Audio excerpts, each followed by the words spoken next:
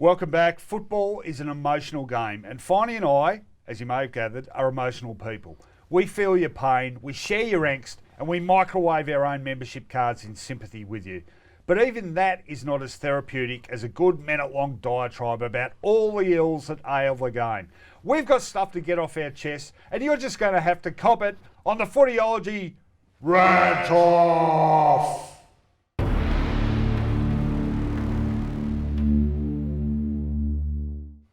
You're first this week. 3, 2, 1. Rant. Sorry, kids. My stomach growls. That's not my rant, though I am particularly hungry.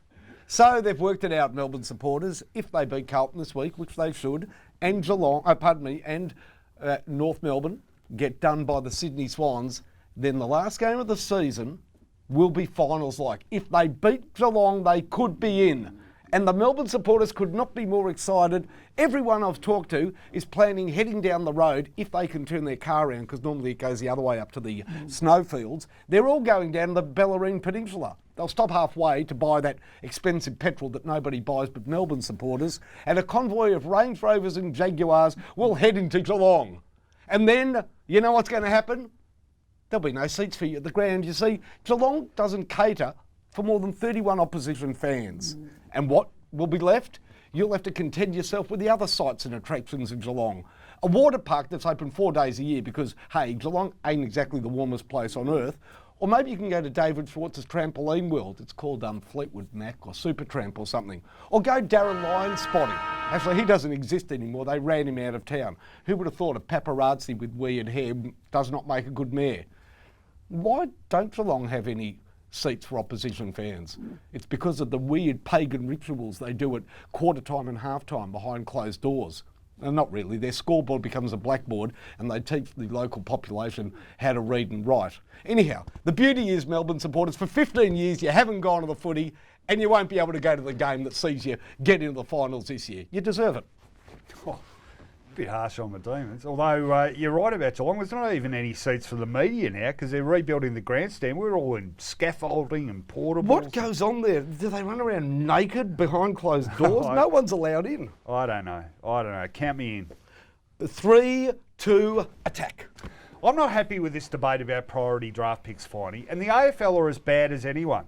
They introduced priority picks back in 1993 based on a 3-year formula.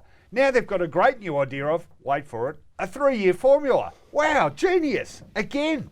Or at least it would have been genius if I hadn't abandoned it the first time 20 years ago for the less than 5 wins rule and left open the possibility of more tanking conspiracies. Just how even does a competition have to be anyway, Finey? We've had 11 different premiers in 25 years. Take out Gold Coast and GWS, and only 2 sides haven't played in the grand final. Only 3 clubs haven't played finals in the last 3 years, and Melbourne and St Kilda are 2 of them, and they're so close now they can taste it.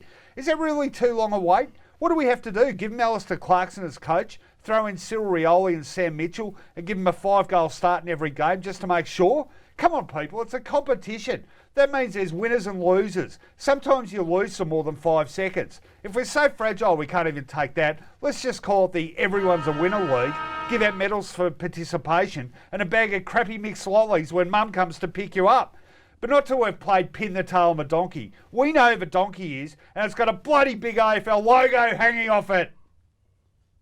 Yeah, that was all good. Oh, I'm so tired of priority pick rubbish. You could win this week, and the way to vote is easy. The woman at the end of my street is a absolutely incurable gossip. Her name's Val May Dean. Stand out the front of her house and just quietly discuss with a friend which one of these you like most, and it'll be on the public notice board at the local church by, well, within 2 hours. Val May Dean, she'll hear you, tell us, and either me or him will win. Sounds like the character out of, what was it, Country Practice with the... She passed away a couple of weeks. One of the gossips passed away a couple of weeks ago. Oh, no. Mrs. Jessup passed away a couple of weeks. Mrs. Jessup? Yeah, which one was from she? Neighbours or something. But what about Ada Simmons from The Young Doctors? do you know the lady that passed away was a huge cricket fan, watched every test match from England, and had her own scorebook. I love people that have their own treasure scorebooks. trove of useless information you are. She got to 90. Yeah, very good. you know, with all the programs they've had in place and the youth girls coming through, like I went and watched the youth girls carnival a couple of months ago and I was blown away. Like they were, you know, the skill level and the way they moved the ball was phenomenal. So the skill is definitely there.